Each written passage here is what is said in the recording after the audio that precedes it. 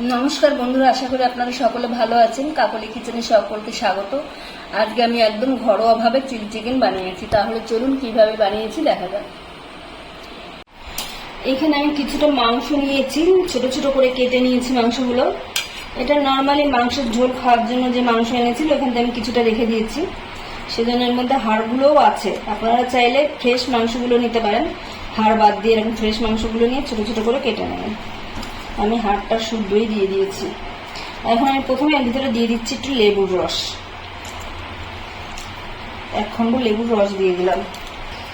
দিচ্ছি আদা রসুন বাটা, ছোট্ট এক চামচ লঙ্কার গুঁড়ো, স্বাদ অনুসারে একটু লবণ, দিচ্ছি 2 চামচ কর্নফ্লাওয়ার। এখন আমি সবকিছু ভালো করে মেখে নেব। আপনারা চাইলে এখানে ডিমও দিতে পারেন, আমি ডিমটা দিচ্ছি না। আমি সবকিছু ভালো করে মেখে নিয়েছি। এখন আমি 10 মিনিটের জন্য রেস্টে রেখে দেবো ঢেকে। এখানে আমি একটা কড়াইতে তেল গরম করতে বসিয়েছি। আগে আমার তেল ছিল, ভাজাভুজি করেছিলাম, সেই তেলের মধ্যে একটু সাদা তেল মিশিয়ে দিয়েছি। এখন আমি মাংসগুলোকে একটু ছেড়ে দেবো।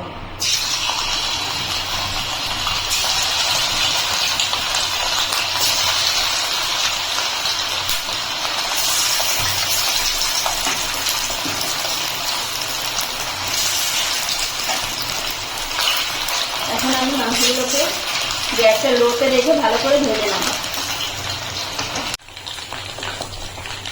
লাল লাল করে ভাজা হয়ে গেছে, আমি এখন তুলে নিচ্ছি। এইভাবে আমি সবগুলো ভেজে নেব। মাংসগুলো আমি ভেজে তুলে নিয়েছি। মাংস ভাজার তেলের মধ্যে আমি দিয়ে দিচ্ছি রসুন কুচি। রসুনটা হালকা একটু নেড়ে নেব। তারপরে দিয়ে দিচ্ছি পেঁয়াজ। পেঁয়াজ দুটো করে কেটে রেখেছিলাম, পেঁয়াজটা দিয়ে দিলাম।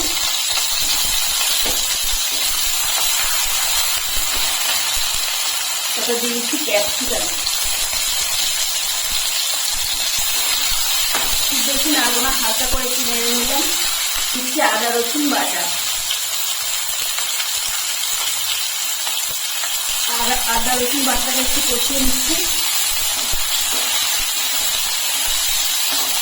দিয়ে দিচ্ছি 1 চামচ চিলি সস, 1/2 চামচ সোয়া সস, আর দিয়ে দিচ্ছি 2 চামচের মতন টমেটো সস।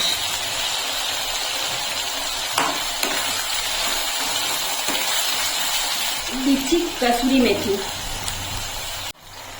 দিচ্ছি কিছুটা কাঁচা লঙ্কা কুচি দুটো, সামান্য একটু লঙ্কা গুঁড়ো দিচ্ছি কালারের জন্য, স্বাদ মতন লবণ, সামান্য পরিমাণে একটু চিনি।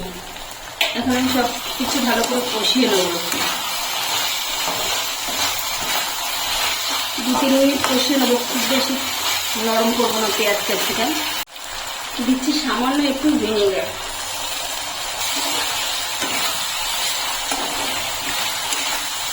এখন আমি এর ভিতরে মাংসগুলো ছেড়ে দিচ্ছি।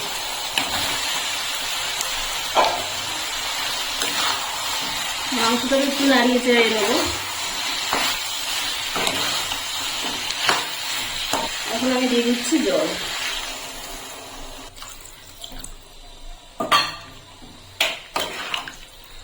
এখন গ্যাসটা হাইয়ে করে আমি 5 মিনিট রান্না করে নেব, জাল দিয়ে নেব। চিলি চিকেনটা আমার হয়ে গেছে। সবচেয়ে লাস্টে আমি একটুখানি 1/2 চামচের মতন কর্নফ্লাওয়ার জলে গুলে দিয়ে দিচ্ছি। এখন আমি নাড়িয়ে চাড়িয়ে নামিয়ে নেব। 1-2 মিনিট জাল দিয়ে